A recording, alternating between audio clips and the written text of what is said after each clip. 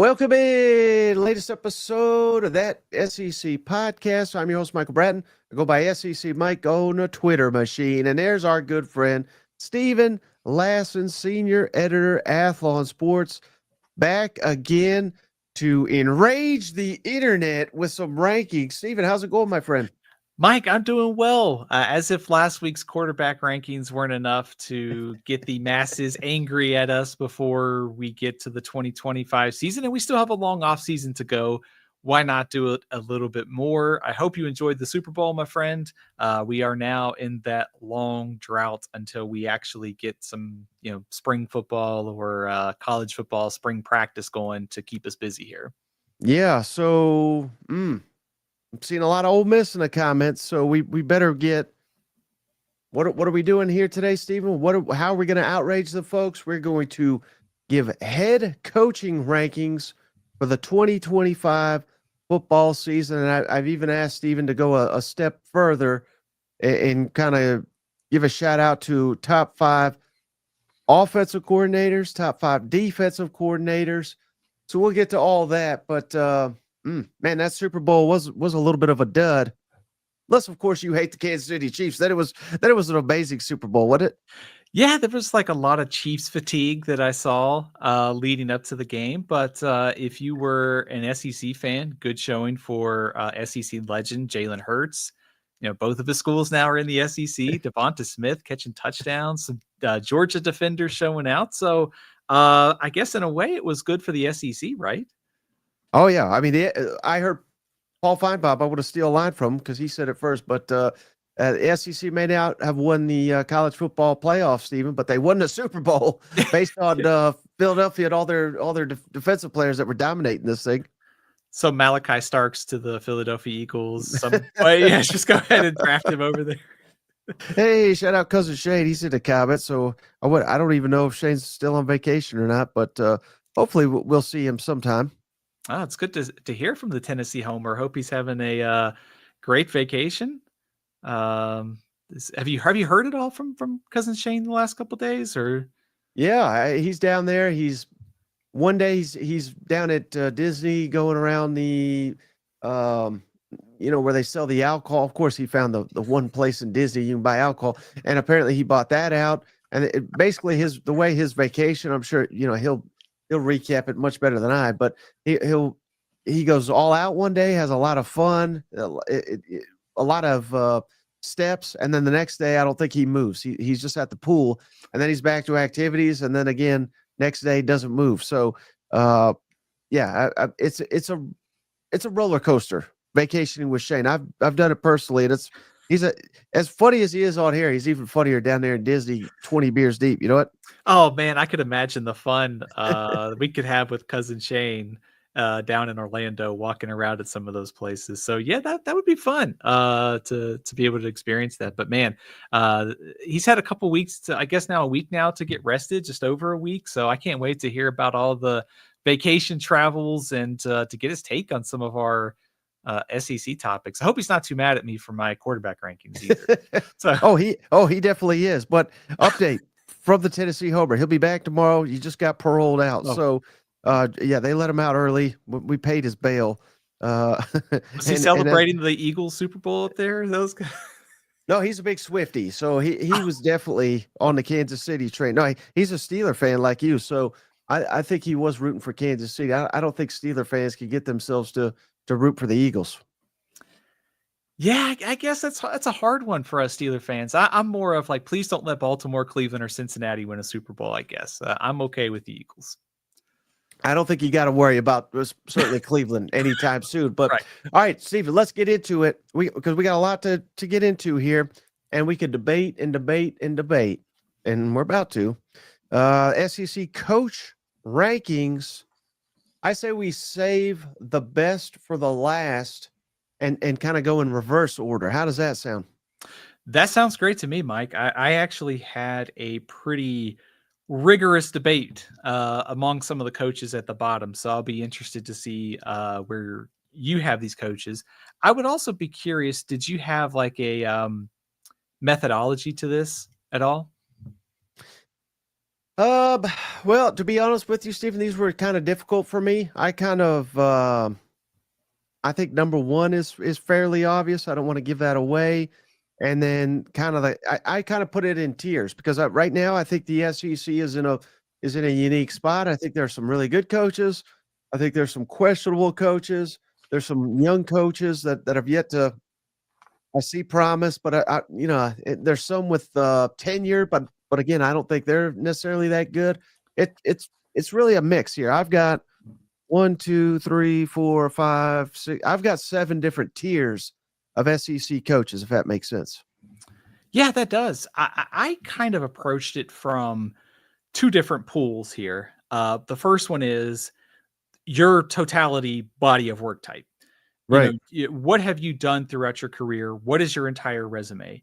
And the second part of that is the subjective nature of this, like knowing everything if you were sitting in an athletic director's chair, like who would you hire 1 through 16? So there is a level of subjectivity with this. I will tell you, I also just completely throw out like head-to-head battles between coaches because you're not just evaluating that game, you're evaluating like the whole body of work. So tough to judge.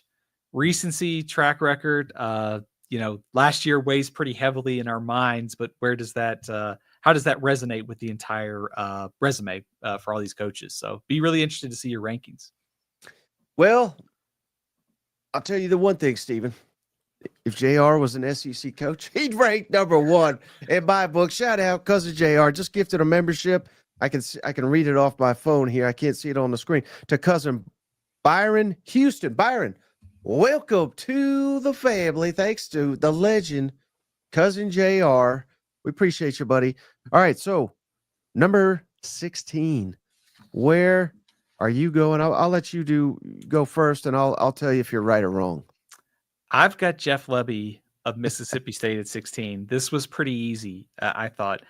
I'm willing to give him a bit of a grace period here because it was a year 0 type situation.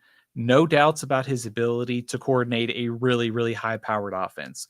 But the defense needs major work, and I actually need to see it. 2 wins, none in SEC play last year. So for me, this was a very easy spot for Jeff Lebby to slot into. Right. And I mean, this was kind of a no-brainer of no-brainers. Like you said, 2-10 last year, 0-8 in the SEC. How many times, I call you the college football encyclopedia for a reason there, Stephen. How many times, to your knowledge, and I apologize for not asking you to have this in advance, but how many times do you think a team has gone 0-8 in maybe even like the last 20 years? I'm trying to think of many. Did Tennessee under Butch Jones? I think that last year, I think they may have went 0-8. That's one of the few. I mean, throw in a couple Vanderbilts, but again, that's Vanderbilt. I was going to say Clark Lee, 2 out of his 3 4 seasons went 0-8.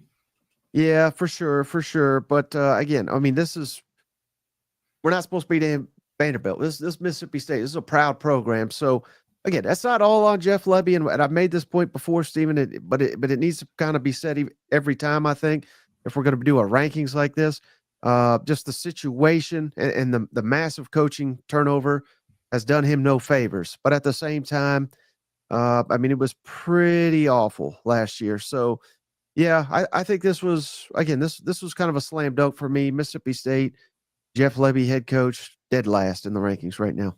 You are absolutely right about the situation that he inherited, and some continuity and some time, I think will be good for Mississippi State. Like, you just think about the tragic passing of Mike Leach, the disaster that was Zach Arnett's one season, all of the scheme changes, heavy roster overhaul. So that's kind of why I think last year was more of a year 0 situation, but it also means that you've got to find a way to sort of supercharge this improvement to year 1 and in year 2, 3. So I'll be interested to see where this goes. Like I said, I trust his offense. I just think that the defense and roster program building is still a major question. And then I've got the 2025 schedule up here, Stephen, for Mississippi State. If you're just listening back, Yeah, I just want to go over the first 4 games right now at Mississippi State. No idea why we're why we're going to Mississippi State. Why that's the opener? I mean, that's a dangerous game for old Jeff Levy. Arizona State, fresh off a college football playoff, what is it, a Big 12 championship, Alcorn at home, and NIU. All those last 3 are at home, but NIU, I don't know anything about their team other than they beat Notre Dame last year. I mean, this is again for 9 out of 10 SEC teams. I mean, you're looking at this slate and saying, okay, 3-1 at worst. But I don't even know if we're there for Mississippi State.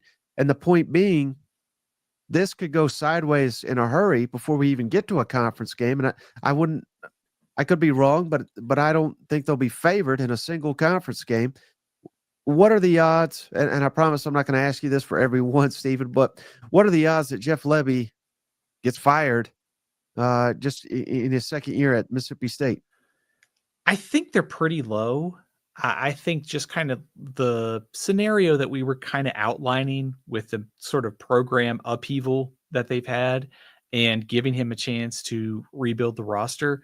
But you are absolutely right about the schedule, though. I mean, I'm looking at those SEC games, and I could see 7 of those 8 teams being ranked in the top 25. I think Arizona State certainly will. Northern Illinois, I think they'll be one of the front runners in the MAC. And also, Southern Miss in the first game of the year, I think will be one of the most improved teams in the country next year. So that is a very, very difficult slate. So no breaks in year 2.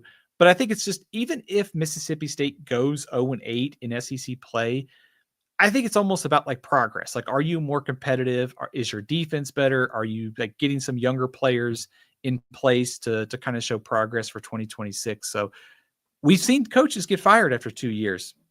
Joe Moorhead being one of them. It's not crazy to think it. I still think it's a long shot, though.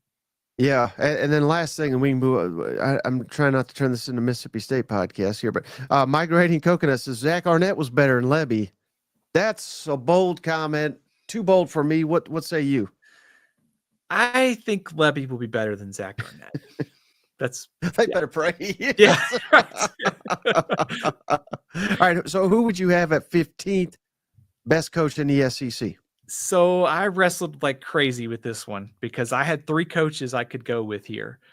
I settled on Clark Lee.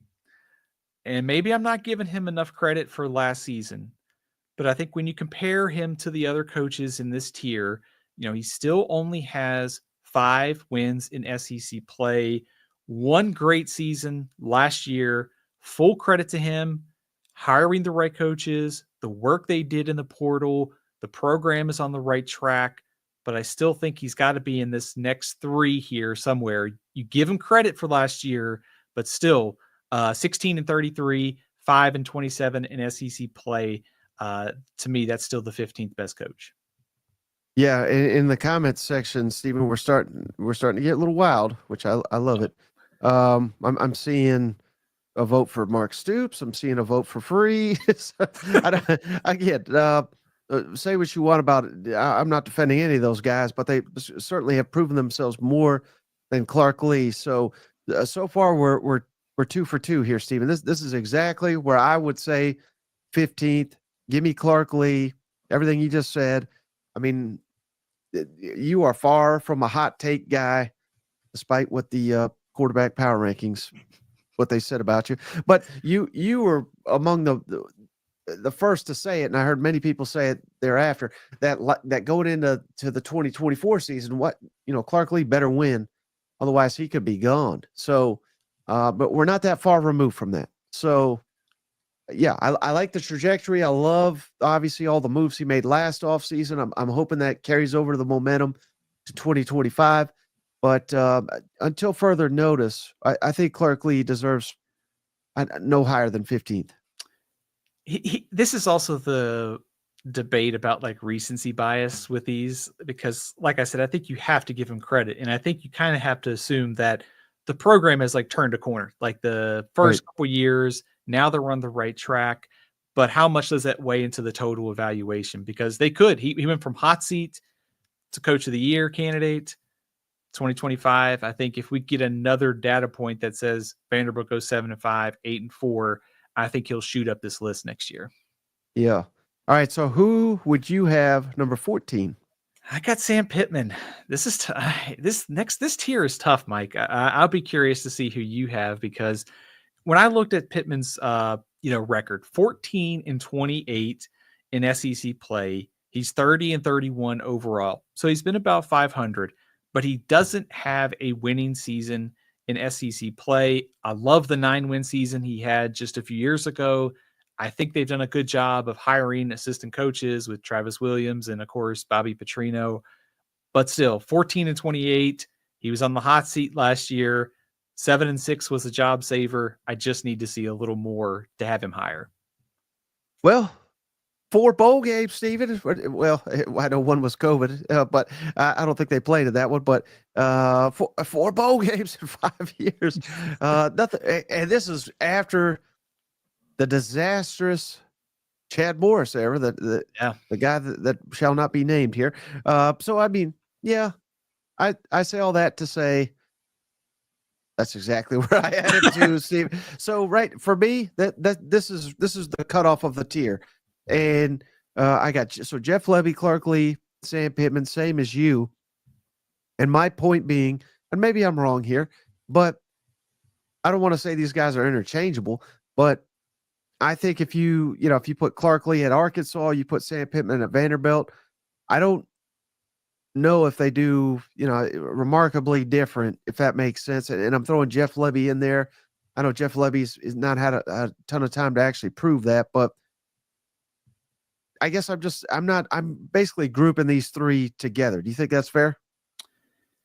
I think that's fair. I would also include the coach that I have ranked 13th in this conversation for a variety of reasons. But I think maybe you could separate Pittman and Lee a little bit over Lebby at this point, just because he has that 0-8 season, and Pittman, the bowl games you mentioned, plus Clark Lee's 2024 season. So I think 14 and 15 is a step ahead of 16, and then I also have my 13th ranked coach in this tier as well. Ooh, I bet I know who it is. Who's your number 13? I got Brent Venables. Oh, okay. So this is where we'll deviate for the first time. Not a Sooner guy, huh? At least Venables. I hate to repeat myself, but this was tough. I mean, I look at Brent Venables and see 6-7 in his first season. There were some close losses. They had some injuries that year. They turned it around 10-3 in 2023. And then last season, kind of a weird year, 6-7, ton of injuries, just 2 wins in SEC play, oddly enough, over both teams in the state of Alabama. So there was some good. And I like what he's done on the defensive side of the ball. But I think now the question is, what can he actually get Oklahoma back to that 10-win mark in SEC play? And that's what I want to see this season. This is the spot where I wrestled with putting coaches who are more established, but maybe I would hire Venables over them if we were just doing purely subjective. But I gave some coaches credit for resume and longevity at this point. Right. Oh, okay. Interesting. So, well, I was about to say, not impressed with the Armed Forces Bowl, huh? But I guess, but he lost that. But yeah, I mean, I get you. Venables is a tough one. Clearly one of the best defensive minds in the game, but that's not what we're evaluating right here. So I don't completely bicker with this, but I have a different number 13, Steven. I'm going our man. Start calling him the milkman. Mark Stoops, come on, Dad. I mean, again, he's an average coach, but yeah, he's lifted Kentucky to another level. But I think clearly he is he's kind of hit that ceiling, and I don't know that it's regressing pretty quickly here, and I would imagine that's kind of where we're going to live at here. Any thoughts on Mark Stoops at 13? So really, you think Brent Venables, you're kind of giving Stoops probably more credit for tenured in stability in the SEC? That's exactly it. I did consider Stoops this low, and it's kind of a shocking fall because last year I think he was in my top 10, top 8 or so, but just the trajectory. I think is kind of why I was considering Stoops this low. And it also kind of gets at the subjective nature of this. I think Venables is one of the top defensive minds in college football. And if I'm just hiring a coach based upon uh, everything I know about them, maybe you would bank on Venables and the upside and say I can surround him with some offensive coordinator personnel and the finances to go out and get the people he needs to build a good offense. Whereas Stoops, I think you have to give him a nod for the resume and the track record, but also how much do you weigh into the decline last season? 7 wins each of the last 2 years before this, and then the one play away from a winless season in SEC play. So I have a ton of concerns here for Mark Stoops. He's not too far higher on the list for me. Yeah, and again, if you're apologies if you're just listening and you can't see the graph I got here, but that 2020 season they only won 5 games, but of course that was the COVID year. In a normal year, that's probably a 7, 8 win, maybe even 9 for Kentucky because of their dreaded non-conference. But point being that outlier, the outlier, if not for the COVID year, would be the 4-8. And it's hard to see where we're headed. And again, I'm not saying Mark Stoops is awful or anything like that. I just think that whether it's him, whether it's Kentucky, I don't think they're suited or positioned well, particularly in this NIL transfer portal world.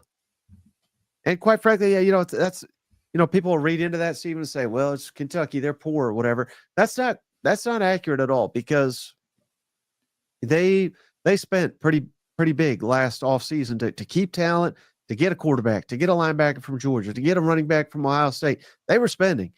But I always thought the strength of Kentucky was identifying talent and developing it.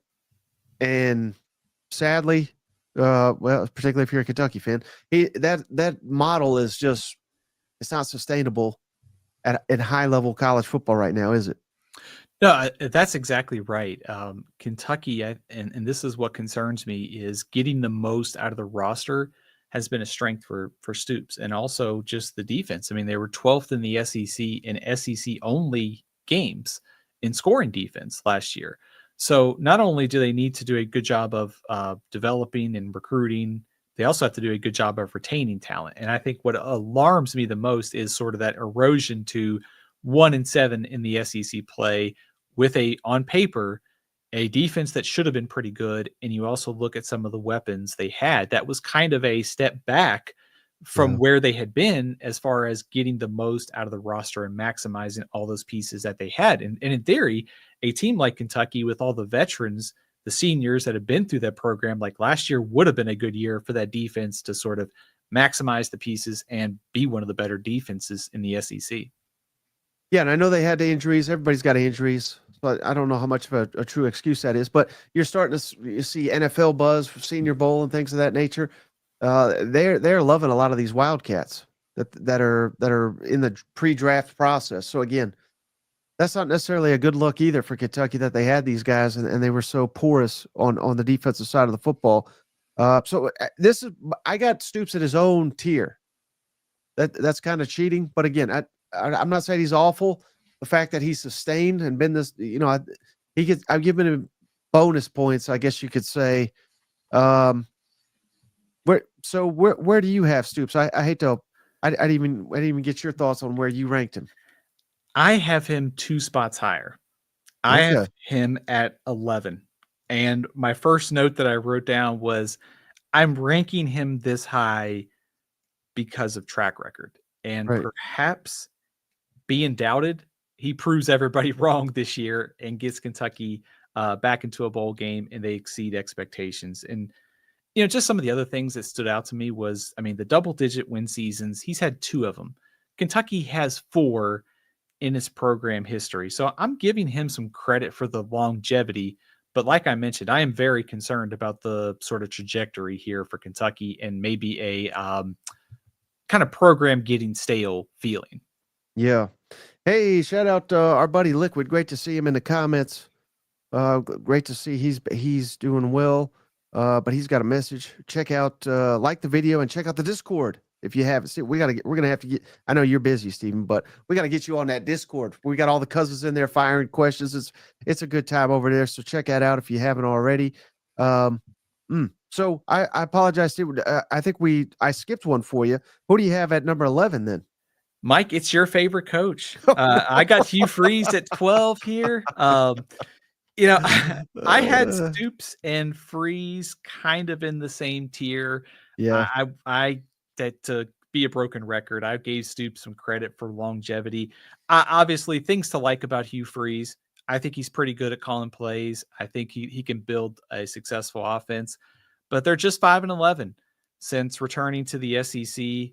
Certainly great recruiting, but also, there's no more can throw this coach, this player under the bus. This is pretty much his roster and coaching staff now. So I had him at 12 and Mark Stoops at 11.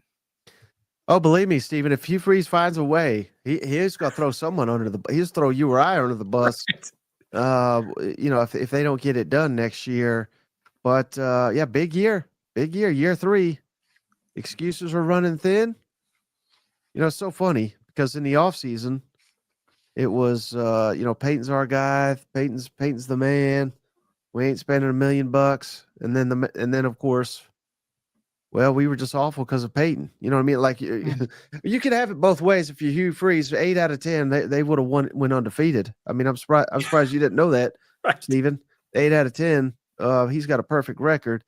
If only his players did what they told him to do. But I'm right there with you.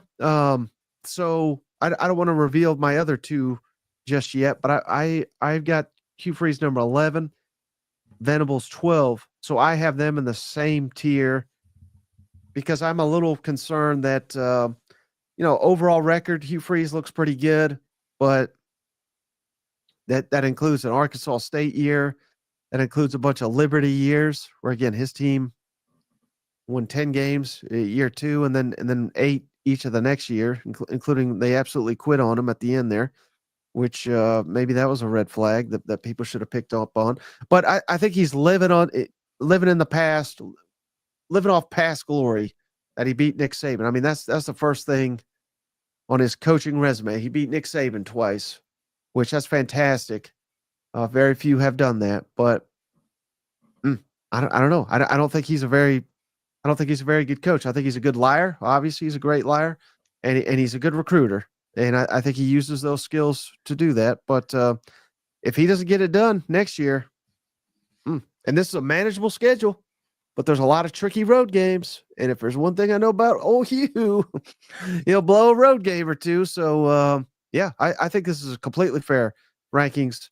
And it's funny that Stephen and I have him about the same place. Stephen loves the guy compared to how I feel about him. You know what I mean? So we're kind of on the mark of where this guy should be right now. How big is that Auburn and Oklahoma game going to be on September 20th for like the narrative for both programs? Just think early in the season with all the questions, Jackson Arnold playing Oklahoma, John Mateer playing Auburn. Like it's going to be a huge narrative setting game for both teams, right? Oh, no doubt. And let me ask you this. I know it's way early. Things are bound to change. Let's go over the two teams' schedule real quick, just leading up to that. Oklahoma's got Illinois State at home, Michigan at home, which could be another big one, and at Temple before hosting Auburn. Meanwhile, Auburn's got at Baylor, could be a tricky game, Ball State at home, and South Alabama at home. Which one is more likely, Stephen, Auburn or Oklahoma, more likely to be undefeated come heading into that September 20th game? I think I would go Auburn. I think that Oklahoma-Michigan game, very winnable for Oklahoma. I think Michigan's just better than Baylor, so I would probably give Auburn the nod in that scenario. Okay, well, you know what you just did, Stephen? You just cursed Auburn. They're probably going to be 1-2 going into that game.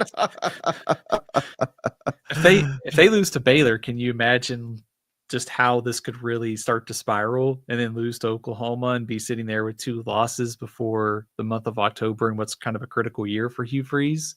That'd be a pretty bad start, wouldn't it? Yeah, no doubt. And I mean, That's all we did last season. I mean, let's just throw this up real quick. I mean, I know it doesn't really matter, but if we look at Auburn's 2014, everybody, unless you are you hate Auburn, everybody said, "Oh man, they're going to cruise to 4-0, and then that Oklahoma game is going to be huge." Well, heck, they were 2-2 by the time that rolled around, and then they ended up dropping that Oklahoma game. So, I mean, it's just wild that all these theories and the storylines we come up with, and then it's even more chaotic than you could ever imagine with old Hugh Freeze. Especially those games where they were favored, like California. They were a favorite in that game, and I'm pretty sure that they were favored against Oklahoma and Vanderbilt. I think they were slight. I hope I'm getting that right. So losing as favorites when you had a favorable schedule is not ideal, and especially to a kind of Cal team that was hovering around 500 in the ACC. It was things like that, Stephen. Yeah. We should have known the SEC was going to win the national championship. I remember when Cal was blasting that they beat Auburn and that the ACC owns the SEC. I knew we were in trouble. You know what? I guess what's 2025 could be the revenge tour for the SEC, like one of those one Nick Saban ones. All right, so we're about to get into your top 10.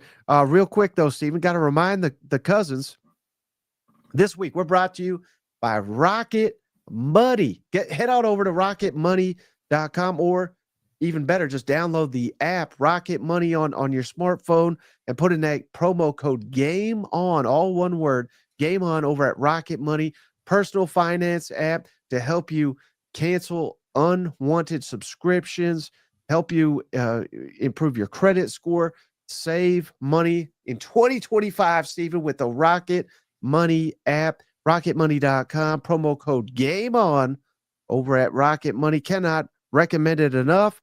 And if you maybe one of your coach is at the bottom of this list, you need to start saving up for that buyout. You know what I mean? That's kind of where my head's at. And the best way to do that, get your personal finances in order thanks to Rocket Money, and we'll be buying Hugh Freeze out of here in no time. You know what? I was just counting about 4 coaches there. The programs need to be saving everything in their budget for potential buyouts this offseason. So that's a great way to sort of get our friends over at Rocket Money a couple extra subscriptions from good folks at those athletic departments. Yeah, no doubt. All right, Steven. So who is your number 10 SEC coach? I've got these next 2 coaches in a tier. I've got Billy Napier at 10. And sort of my thinking is, if Florida picks up where they left off last season, I suspect he's going to move up this list quite a bit by next year. But he also kind of fits the pattern of some of these other coaches where he was on the hot seat, and then that stretch at the end of the season, the 4 wins to close the year, great wins over LSU and Ole Miss. How much of that should weigh into his ranking? How much of it is overall? He's been very successful at Louisiana. I think he's done a good job of building up the roster, some of the off the field stuff, but he was also on the hot seat. He was almost fired a couple times this year. So I've got him at 10, but also don't think there's much separating Napier from the next coach on this list that I have. Yeah, interesting. So I also have Napier at 10, and I'm putting him in the same tier as Venables and Freeze. Some of the same things you could say. Had some success, had some failures. I think there's certainly a doubt. I mean, I certainly don't think all the 3 of those guys will get fired, but I think any of the 3 could, and that is with the strides made, with the future secured with DJ Lagway. But again, if things go sideways on us here in a hurry, Stephen, LSU, at Miami, Texas comes to town. At A&M whooped you last year.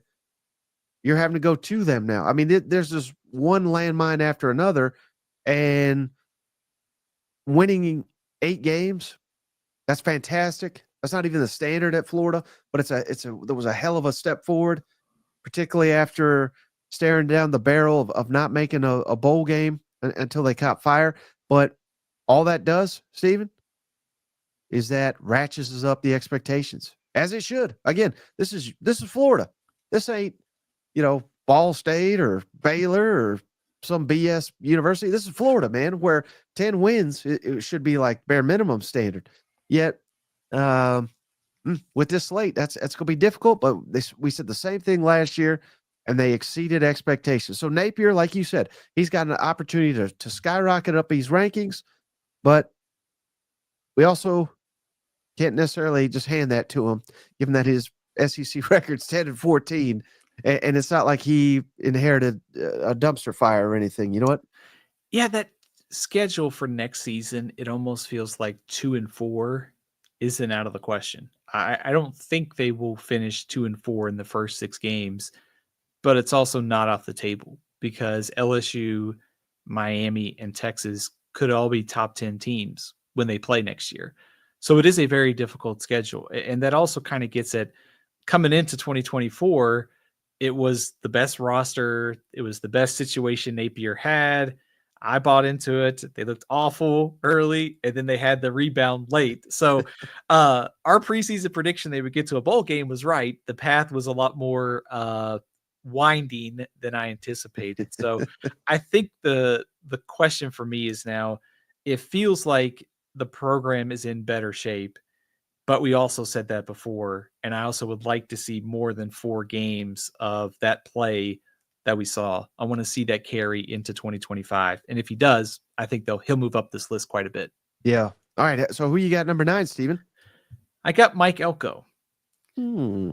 And credit to him right off the bat for the job that he did at Duke.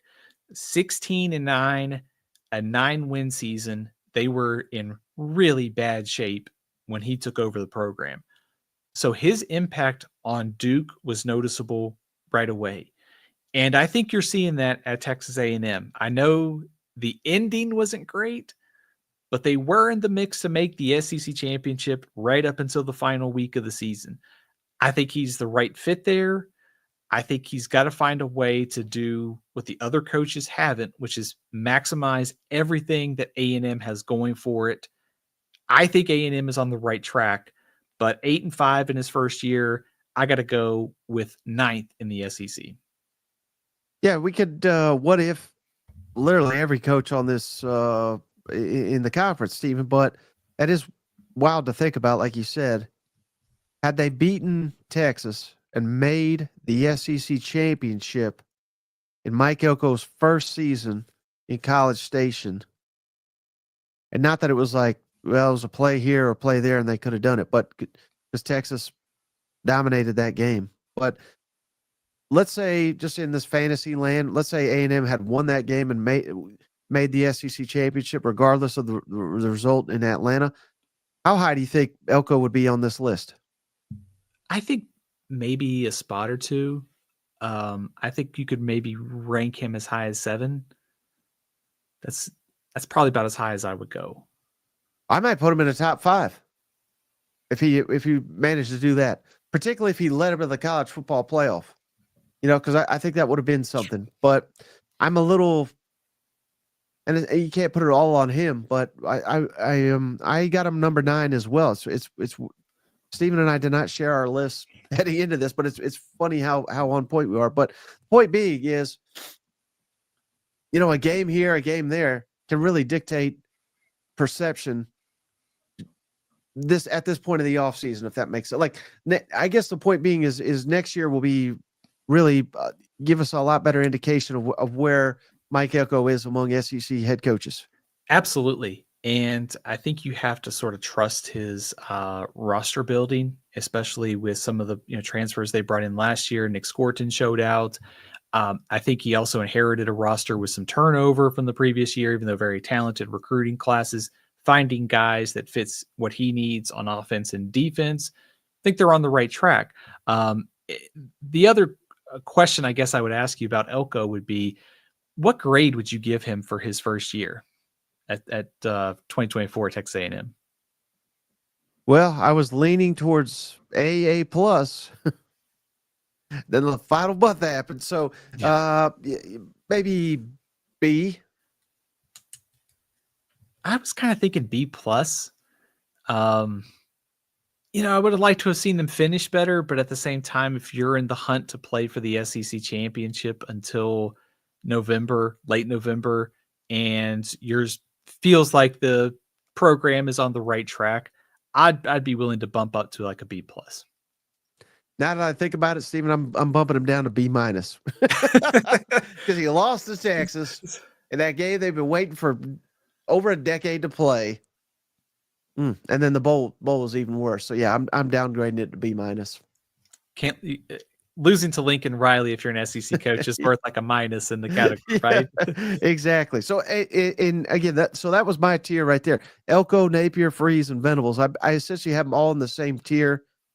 All of them could jump up the rankings, and I think those first three, or for Venables, Freeze, Napier, I think they could all potentially get fired if things go wrong. I don't necessarily think any of them will, but I'm saying their future is not totally secure, if that makes sense. Is Elko and Napier and maybe Venables the three coaches with the most potential to move up this list next year? At least up to this point, perhaps, unless Jeff Lebby does a miracle, or maybe if Vanderbilt takes another step forward. I think Clark Lee is one that could jump up this list as well. That's fair. Yeah, I think Clark Lee with another winning season, I think would certainly prove that Vanderbilt's on the right track, and he probably would jump.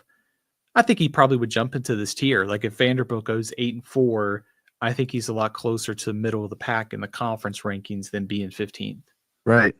All right. So Stephen, who you got number 8 in your SEC head coach rankings? I've got Shane Beamer, and this is close. He and the next coach on this list are neck and neck.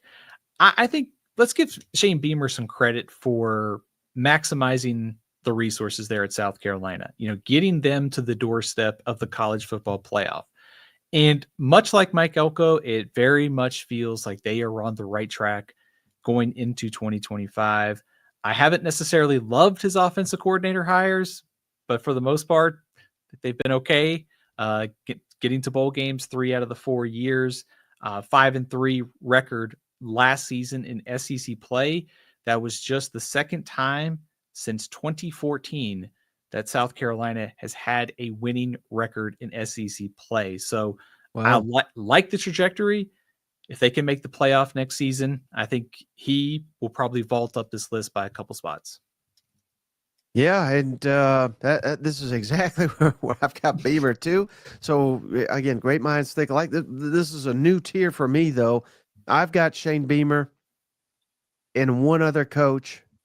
I'm fascinated to see if it's the same coach that you have in their own separate tier at this point in time. But yeah, I certainly think Beamer is proven a lot of his doubters wrong. You got to remember the situation he stepped into, to where I mean, a lot of people wanted Hugh Freeze hired down here. A lot of people, I always question. I've said it many times, Stephen, and I hold to it. Even though Shane Beamer's potentially proven me wrong here, I would never hire an SEC head coach that has never been a head coach. I think that's a huge mistake, simply because it's difficult to learn on the job. This is not the conference to do that. Yet he's proven to be an outlier in that regard. I think he's a hell of a coach, and he earned his contract extension he got a couple weeks ago. Yeah, absolutely. I was going to ask you about Shane Beamer. I thought that I had while putting together this list, and I wanted to see if you thought I was completely crazy. Has it felt like South Carolina under Beamer has overachieved more often than not in terms of like preseason to like preseason, me or your opinion, or like Vegas odds? Oh, certainly, because the first 2 years made a bowl game. In both the over-unders, I believe, were under 6 the first 2 years. So he exceeded. The thing that was rough was 2023. Obviously, took a big step back. Offensive line was a nightmare, and they had a senior quarterback that was coming off a sensational 2022. So, there was high hopes, major disappointment, but then they bounced right back. And again, he was one that entered the season, some thought, most notably Cousin Shane, on the hottest of hot seats. And, he was, I think he won at least one SEC Coach of the Year award. So, yeah, I think that's fair. He's one where maybe you don't want the expectations because it Yeah. seems like when they have them, they underachieve. When they're being disrespected, they overachieve. Oh, that's a great point because it felt like in 2023 they entered the season with expectations of being in the top 25. And of course, they had all those injuries and the offensive line turnover and finished just out, finished 5-7 that year, just outside a bowl game. But if they can win 8 to 9 games again this year, I mean, he's someone else who can move up. But also, I think just for, maybe like perception purposes, I just feel like at South Carolina, you need somebody who can get the most out of the roster, but also be able to mine the portal. You're not going to be able to out recruit the Alabama, the Georgias, the Texas. And now that there's a track record there, like with Kyle Kennard and some of these other transfers they've really hit on, now to pair them with a Lenora Sellers that is going to be a difference maker at quarterback, it feels like if they can run that formula back this year, they can get over the hump and get in the playoff and potentially cause some havoc, especially when you have someone like Sellers on your offense. Right. All right. So who do you got number 7 in your coach rankings? I got Eli Drinkowitz. First 3 seasons, wondered where this was going. Last 2 years, really feel like those first 3 years have paid off, like in the roster building. 21 victories in this stretch. That is the best 2-year stretch for Missouri since 2013 to 14. I think he's done a great job in recruiting through the portal. Maybe they didn't capitalize on a great schedule and the roster this year, but still 21 victories over the last 2 years. I think it's hard to argue. I've got him at 7. And the reason I'm laughing, or I was laughing, because that's right where I have him, and that's my tier here. Drink and Beamer, I think they're pretty similar. I put out this in another interview. I put it out this morning. Who's doing a better job, Drink or Beamer? And it's so funny, Steven, because half the comments are like Drink, and then the other half are Beamer, and then if it's not one of those, it's like this isn't even a question. Yet all the responses are seemingly split. So, yeah, I mean, I think this is one of the great coaching questions in the conference right now, going back and forth. I think they're both obviously doing a hell of a job, both overachieving. Beamer just got his first win over Drink, but again, to your point, Missouri doesn't play Clemson every year. They seemingly always have the easiest schedule in the conference. So, I do think Drake's doing a slightly better job, but I don't think it's that wide of a gap between the two. I really don't. I had these two coaches like in the same tier, and I guess hearing about the comments makes me feel better because it does feel like a very much like 51-49 debate here. And I think that looking ahead to 2025 and sort of thinking what could shape Drinkowitz's valuation is, like staying power. Like if they go out and win 10 games again, I think he maybe inches up a little bit closer. And certainly in the national rankings, these guys are top 25 coaches, but you start changing the perception a little bit and he moves up the list. So the last 2 years have been great. If he can do it for a third year, even more respect. And especially if they continue to mine the portal successfully with Prabula and some of those defensive transfers they have coming in this year. All right, so who do you got number 6? And here's the start of a new tier for me. I've got Josh Heupel at 6. Steven, you're fired. Get the hell out of here. Sorry to Cousin Shade here. I let me pose this question for you, Mike. Is it possible that Heupel is maybe underappreciated given the situation that he stepped into? Yeah, he certainly is by Steven Lassan, apparently, who's got a number 6. I think you're way off. He's not even in this tier to me, but I think he's done a heck of a job. I think Heupel. I got Heupel in the top 4. I mean, I think he's done that good of a job, and hell, for all the hype with Missouri and Ole Miss and playoff or bust, it was Tennessee making the college football playoff. So yeah, I think he is. I think he's exceeded every single expectation of anyone that had him prior to getting to Tennessee. He's underappreciated nationally and definitely underappreciated or underranked in Steven's rankings, apparently. I look at this resume, Mike, and I see a team that won 11 games, went to number 1 in the college football playoff standings. They went 10-3, and they've reached the college football playoff. And they have 2 winning seasons in SEC play under Heupel. The last coach to do that at Tennessee was Philip Fulmer. So it has been a while since a coach compiled 2 winning seasons in SEC play. And I love the adaptability that he has showed at Tennessee, being able to lean on the defense and run game, high-powered quarterbacks and passing game in some years. So I got him 6th. I think he's probably certainly a top 15 coach nationally going into 2025. And like I said, we could what if for all these guys, Stephen, but if they were, I've got the schedule up for next year, non-conference Syracuse in Atlanta is the opener. That's the only really tricky one. Georgia at home, at Alabama, at Florida. Certainly those will not be easy. At Mississippi State, Arkansas at home, Kentucky on the road, Oklahoma at home, and Vanderbilt at home. Big if here, because I'm not projecting it. I don't think it's impossible by any means, but if Tennessee makes the playoff second straight year, how high would you put Heupel on this list? I think potentially he could be the 3rd best coach in the conference. Mm-hmm. I think that's also assuming the 2 guys that I think are probably going to be 1 and 2 in our rankings do what they expect to. It does feel like this cluster of coaches, 3 through 6 maybe, are somewhat close nationally, and certainly within this conference. Would you agree with that?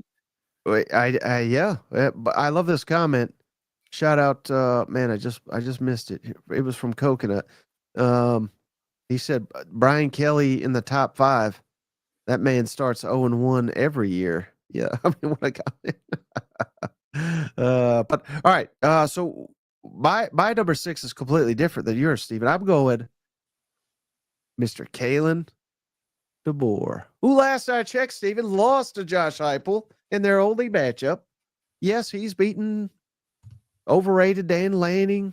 He's beaten Sarkisian. I get all that, but I don't know. I'm still on wait and see mode for old Kalen. This better be a big year for Alabama. If not, I mean, every time he did something good, he did something bad last year at Alabama. So I don't know that if he's quite cut out for the SEC. You know, there's many guys that come into this conference. They're all world. They're all awesome. Oh, man, look what he did at Washington. How special was that? They had 2-3 games they had to get up for out there. You know what I mean? But this is the SEC, Stephen, where you can't get away with those shenanigans. So I had Kalen DeBoer at number 6.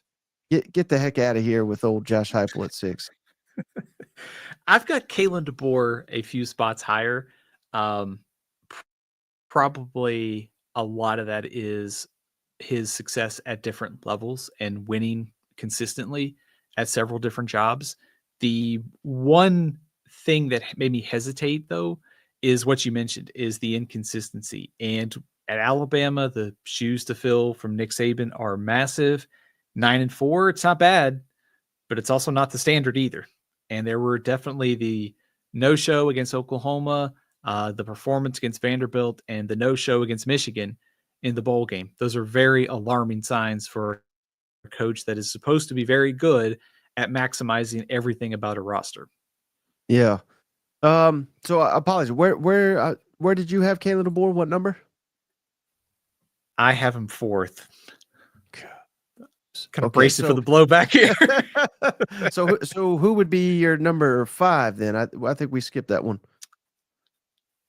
I've got Lane Kiffin at 5. Oh my goodness, your list just keeps getting worse, Stephen. I think 4 through throw 3. I think 3 through 6 are pretty close in this discussion. Mm-hmm. I think with Kiffin, I love the ability to mold a roster in this era. His work in the transfer portal and elevating Ole Miss into SEC title contention, in the mix to be a playoff team. He's got the best win total in school history, and also 3 double-digit win seasons. Maybe a missed opportunity. I would like for him maybe to not be so stubborn about certain things in the play calling aspect, but 11-5 in the last 2 years in SEC play at Ole Miss. I've got Lane Kiffin as the 5th best coach. Wow. Well, I don't even want to reveal where mine. I'll tell you where I got him later because you're so far off the mark. Give me old Mister 0-1 every year. Shout out Coconut. I got Brian Kelly number 5, and this is a play for stability, longevity, whatever you want to call it, and maybe I should perhaps flip flop him and DeBoer because they've only met, to my knowledge, once, and that was last year, and what a whipping that was in Baton Rouge, 42-13. But I'm giving Brian Kelly the benefit of the doubt. I get all his haters. Some of his stuff I'm not a big fan of either, but I certainly think he is a good coach, probably a very good coach. I mean, just look how many wins he's got. But I do not think he's elite. I think he is. I think he's a notch below elite. So that's why I got Brian Kelly number 5. I think that really says something about the SEC, about how we may not have elite coaching right now if this guy's top 5 in the conference. That is something that stood out to me in doing these rankings. Is it feels like a very wide open coaching situation in the SEC. It does not feel like this is a very strong group of coaches in the SEC. Is that fair? Yeah, I think that's very fair. I think with Kelly, I think you do have to give him a lot of credit for the longevity aspect of this, and also winning at different levels, whether that's Grand Valley State, Central Michigan, Cincy, Notre Dame, and LSU. The other side of me says, if Les Miles and Ed Orgeron are winning national championships, you got to find a way, because I think Brian Kelly is a much better coach than both of them. So, 17-7 in the SEC, not bad. But at the same time, I think the standard is much higher, and that's certainly going to the playoff next season. Hey, here's one thing that I never get. The uno mas, I think that means the one more, DA one more, whatever. What happened to Lane Kiffin at Southern Cal? He won 10 games and 7 the next year, then got fired the next. What happened? All right, maybe I misread it, but what happened was Lane Kiffin was a wild man.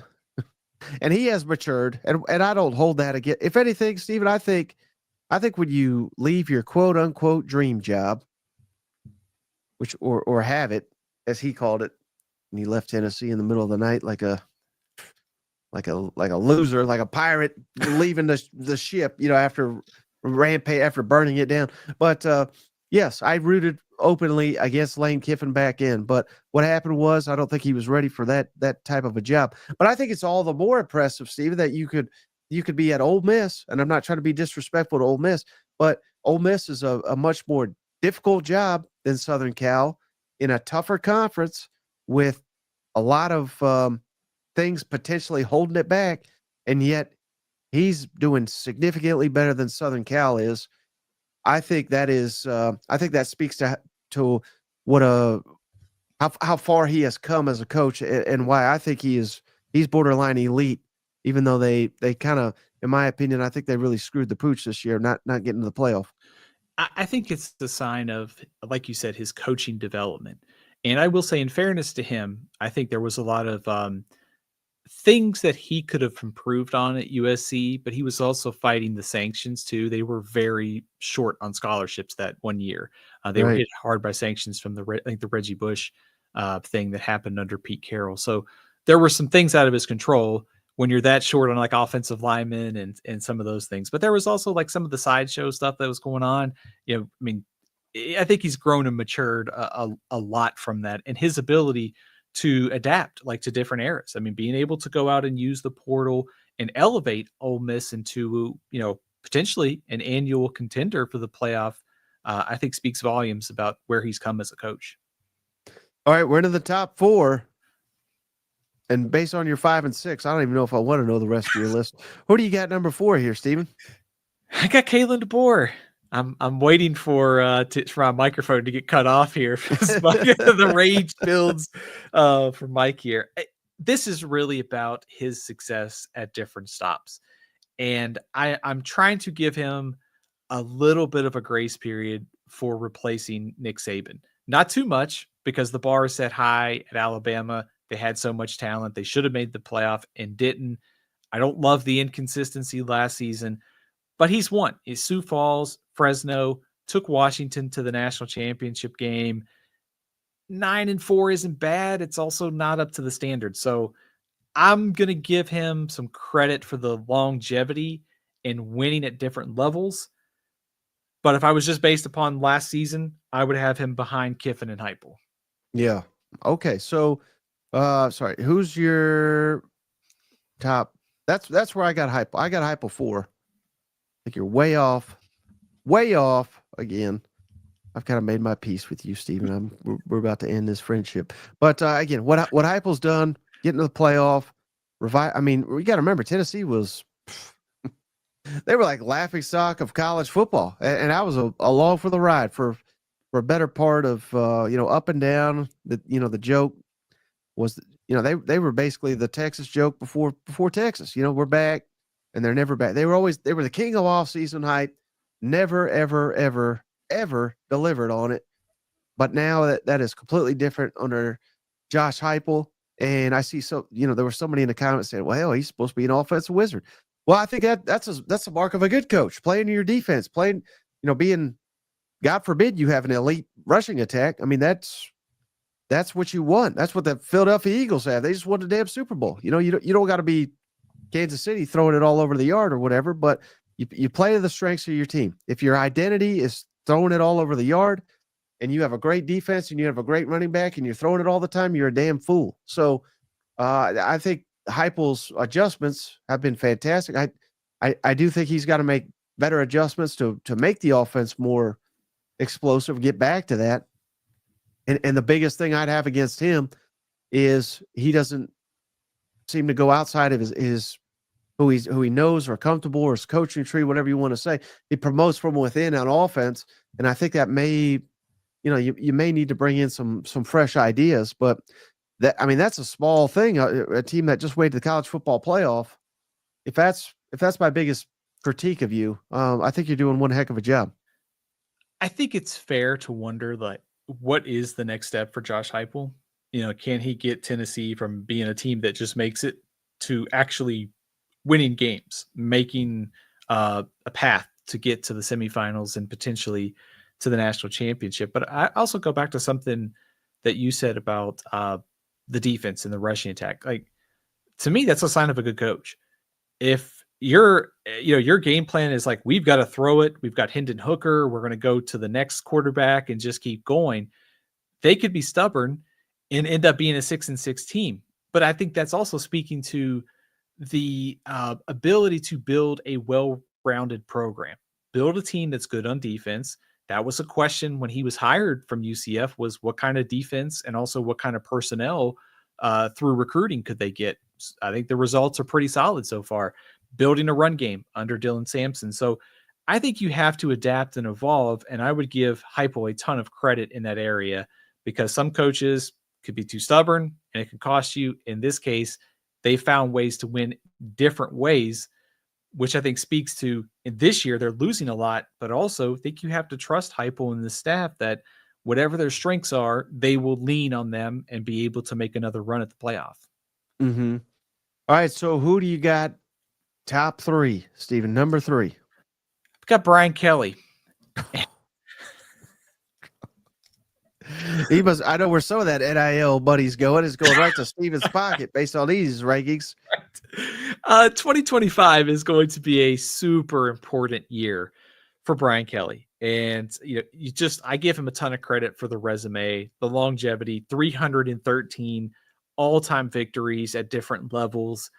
But yes, I want to see Brian Kelly sort of meet the expectations that he set for himself when he came to the SEC. He came to the SEC because he wanted to be in the conference. He wanted to win a national championship. You've got the resources, the coaching staff, the roster the playoff should be the very bare minimum expectation for LSU this year. Yeah, they're saying Lassan the assassin. He's on that cornbread right now. I thought did you have Kelly, DeBoer, Kiffin, and Heupel somewhat same tier, or am I just crazy again? You're crazy. I put DeBoer and Kelly in their own tier because even I could argue DeBoer in front of Kelly, but I gave the edge to the guy that's actually won in the SEC. Very similar, lofty records in other conferences coming in here, going win a national championship, yada yada. That was DeBoer's thing. I'm going to come where I can win a national championship. That's Brian Kelly, same thing, and it seems like LSU is far from it. So, yeah, I have Heupel and two other guys in a tier, and I got DeBoer and Kelly on the outside looking in on that one. How hard is it for you to separate what happened last season from the entire body of work? Yeah, I mean, certainly for me, because I'm a very reactionary person, Steven, but I think that's a fair question. But and I kind of lean towards a little bit who's hotter, you know what I mean? Who's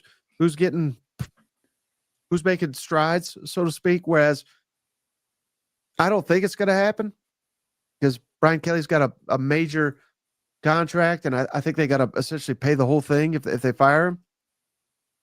But I think we live in a world, Steve, where Brian Kelly gets fired next year, perhaps. Like, I'll throw up our schedule here. If they go like 7-5, which again, that seems ludicrous. But they open at Clemson, so there's a loss. They can't win in the opener.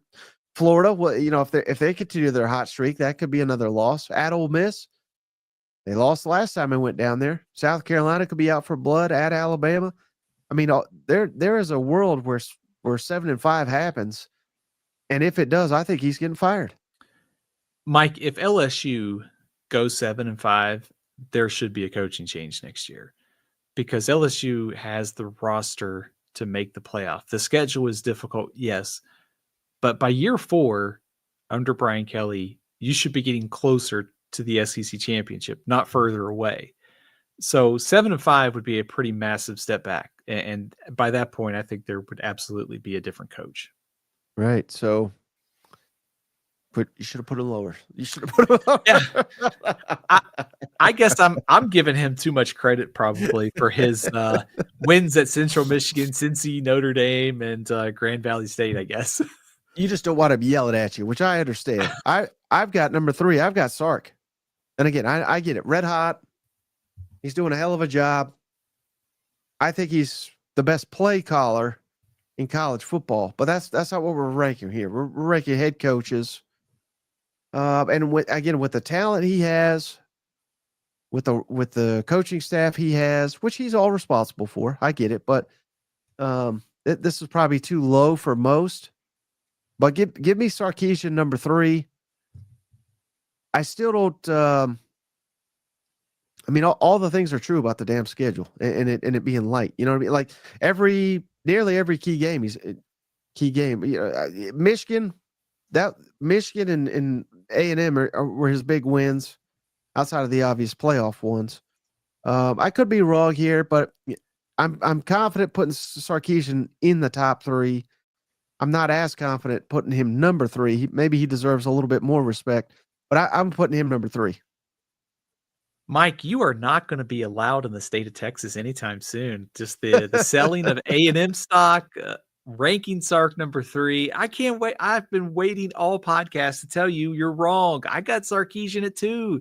He's the second best coach in the SEC. I didn't think this was actually that close. I love the program development under Sark. I mean, 5 wins to 8 to 25 in the last 2 years. You mentioned it, one of the best play callers in college football, if not the best. Also, a couple plays away from back-to-back appearances in the national championships. I know we could do the what-if game, but they've been close.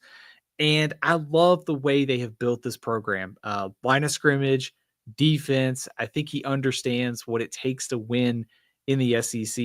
So I've got Sark at 2, and I feel pretty good about that. Yeah, I think he's horribly overrated. Give him number 3. Number 3. My number 2 is Lane Kiffin. I think Kiffin's doing a better job at a tougher spot with not as much talent, and he's winning games.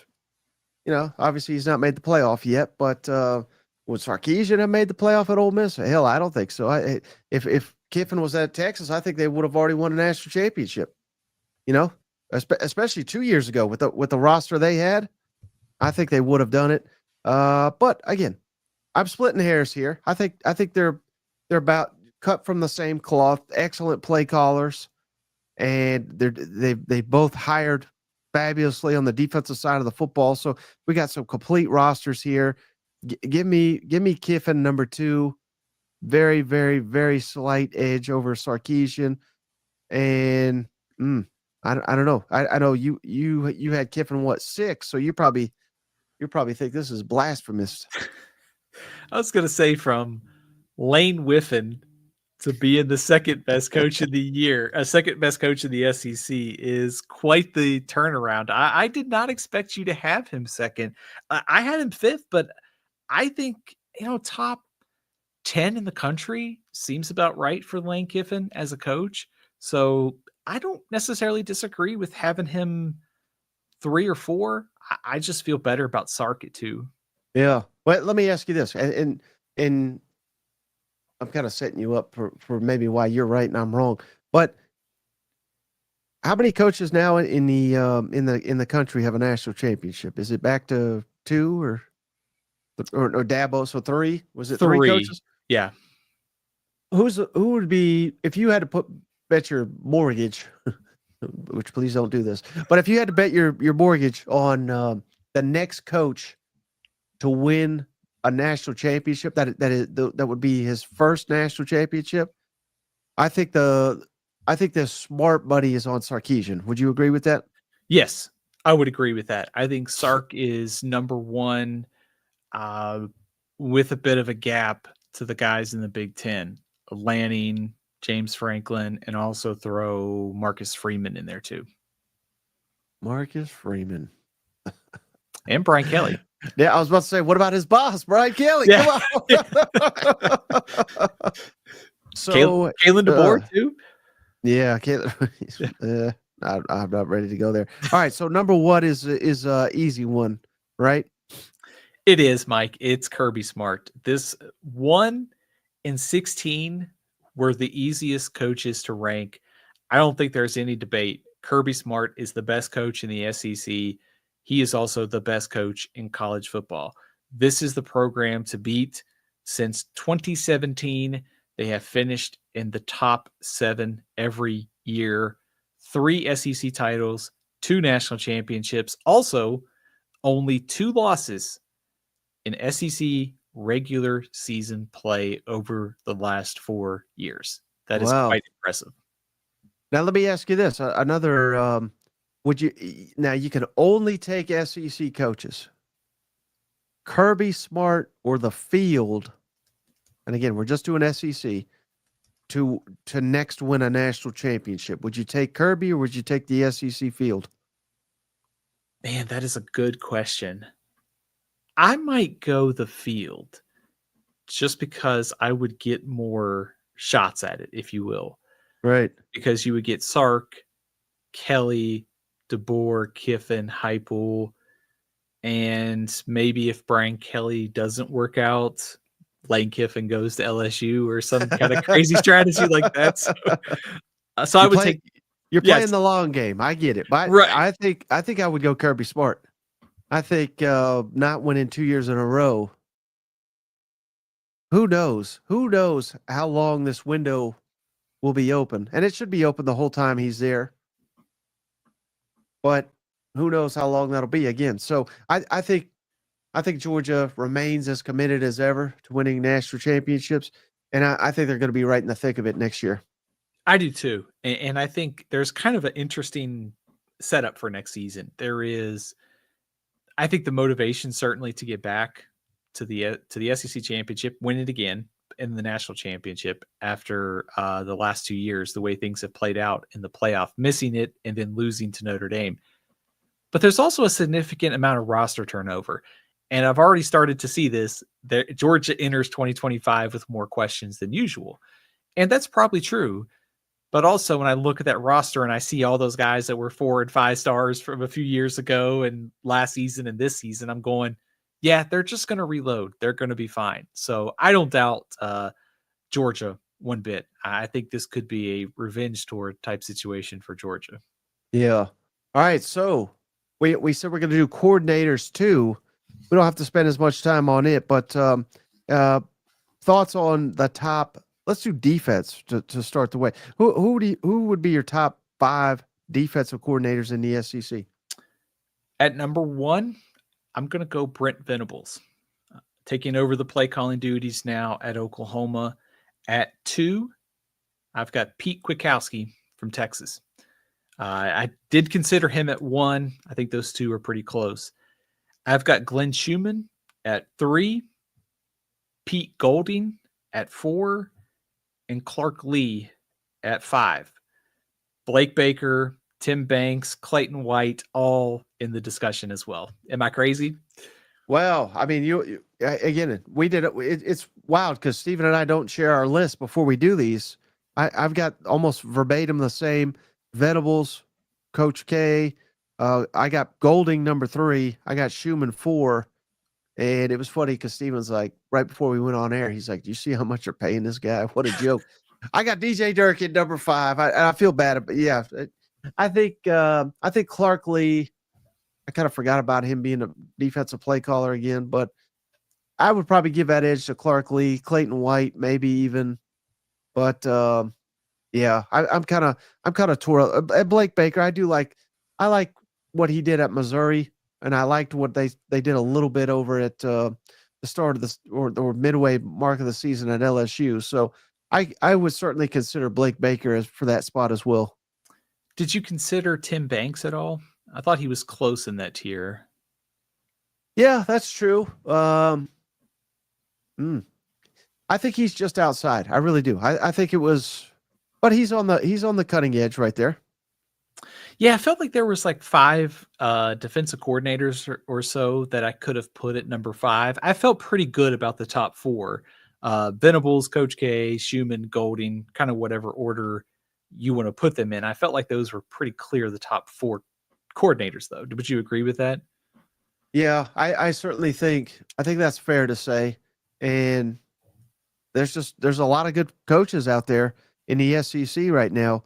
Another one, Travis Williams. That he should be considered as well. But no, I would not put him in the top 5 certainly right now. Think Kane Womack could coach his way into this discussion too, with the defense that Alabama has coming back next year. It's set up to be one of the better groups in the country, so he could easily jump on this radar next season. Now, how about offensive coordinators? And this is tricky because there's a lot of head coaches that get tied in, and some of them call the plays, and then sometimes they say they're not calling the plays. So this is a little tricky. So where would you go with the offensive coordinator rankings? I got Sarkisian at 1. I've got Bobby Petrino at 2, Josh Heupel at 3, Mike Bobo 4, Ryan Grubb at 5. I did not rank Lane Kiffin or Charlie Weiss Jr. just simply because I've heard mixed things on the play calling, so I just left them off. If Lane Kiffin is the solo play caller, he is in my top 5, though. Yeah, so I went Sark, Kiffin, Heupel, Bobby Petrino, and here, how about this wild card? I think you left him out here. Oh, I think you overlooked him.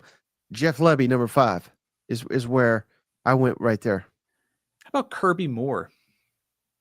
I think he deserves some consideration, at least for this top 5. I would say coming into last season, I would agree with you, but and not to say he's all to blame or anything, but just the way Missouri played on offense for 2/3 of the season last year, I didn't quite consider him. I think he's a very, very, very good offensive coordinator. We're about to find out how good he really is, I think, this year, though.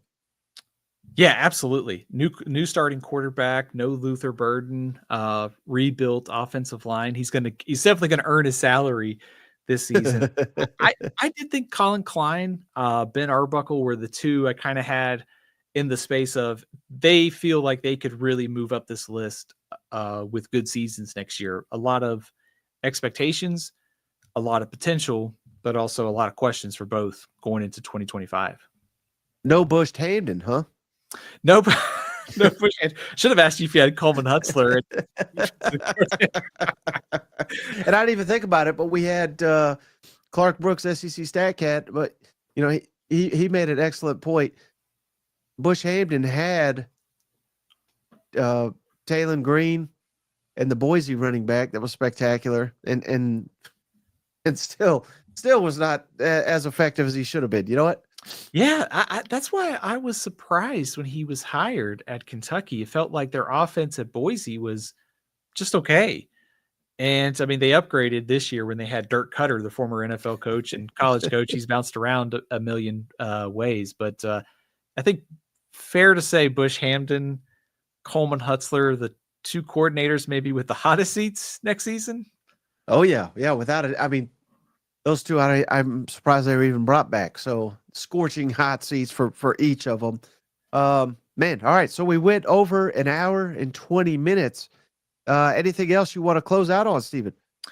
Mike, I think the takeaway from me in doing these coaching rankings is there's a lot of intrigue for 2025. And when you start to do these, because like you see, like Kalen DeBoer, it's a critical season. How does Lane Kiffin reload? Brian Kelly, kind of an important year. It feels very wide open in this conference, like after the top, 4 to 5. And so it's going to be interesting to see what happens in 2025 and the job status. It feels it's not one of the SEC's deeper groups of coaches, but there's also a lot of scenarios where I think a lot of these guys could turn things around, or our perception changes a lot next season after seeing what happens. Yeah, and it's not just a couple spots either. I mean, I think this is a real opportunity, believe it or not. You talked about all the questions with Georgia.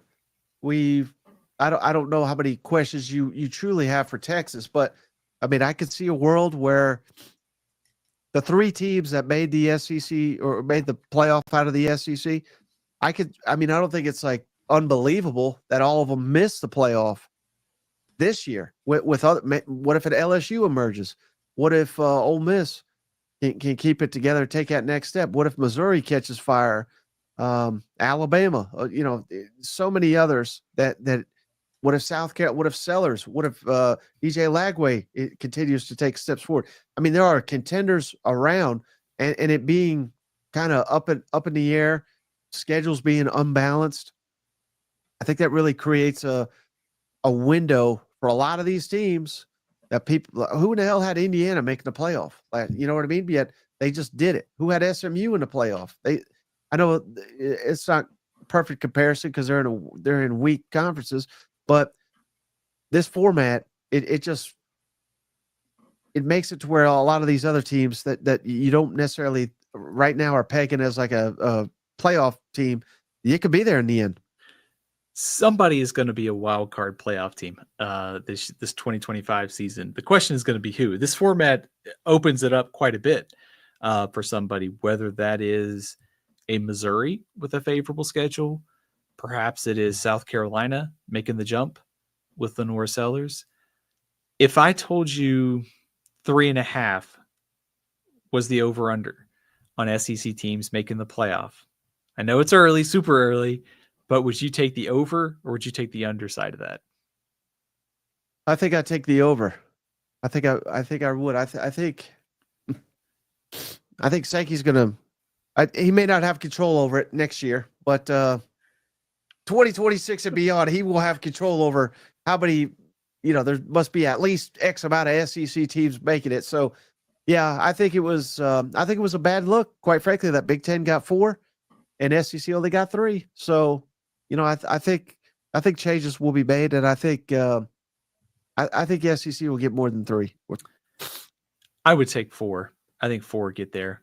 I think my way too early guess is Georgia and Texas in some combination of LSU, Alabama, Tennessee, South Carolina. Throw one of the other teams in there. Somebody gets in there of those two. I think it'll be Not necessarily the revenge of the SEC, but I think it'll be a much better year. Mistakes. I like that. The revenge of the yes. It's already started in basketball. It's going to go over to baseball. It's going to come full circle in football next year. So, Steven, hey, appreciate you. As always, coming by and dropping all this knowledge. Before you go, can you tell the cousins how to follow you and how to find your work? Absolutely. You can check out all my work over at athlonsports.com. Our NFL draft magazine should be hitting newsstands soon. We are already hard at work on the college football magazine. You can follow me over on Twitter at AthlonSteven and Steven LCFB over on Instagram and Facebook. All right, Steven, we appreciate you. We appreciate each and every one of you for hanging out. We'll catch you on the next one. Hey, buddy, this beer's for you, Mike, and Cousin Shane. That SEC podcast loves the Pirate, and the Pirate loves that SEC podcast. Hail State.